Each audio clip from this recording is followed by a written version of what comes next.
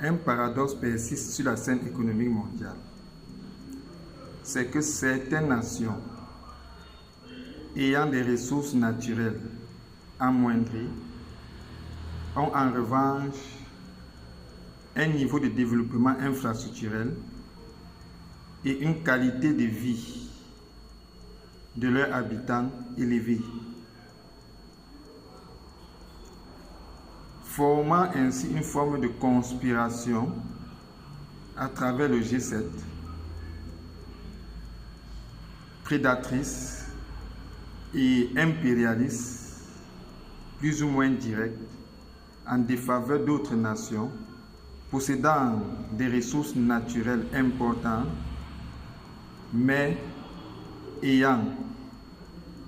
un niveau de développement infrastructurel et une qualité de vie de leurs habitants amoindrie. C'est ainsi qu'on constate un niveau de développement infrastructurel élevé des États occidentaux et d'Asie du Sud-Est, au détriment de l'Afrique et de l'Amérique latine, dont les ressources naturelles sont spoliées, transformées en Asie du Sud-Est pour le marché occidental. La Russie, dont les ressources naturelles sont convoitées, échappe à ce paradoxe et a un niveau de développement infrastructurel et une qualité de vie de ses habitants correspondant à ses ressources naturelles, juste du fait de ses capacités militaires lui permettant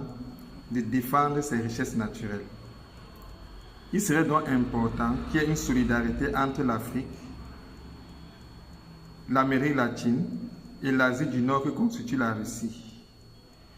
Et il serait aussi important pour la Russie d'assister technologiquement l'Afrique et l'Amérique latine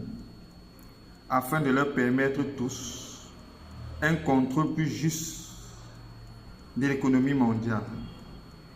au détriment du G7 qui n'en a le mérite.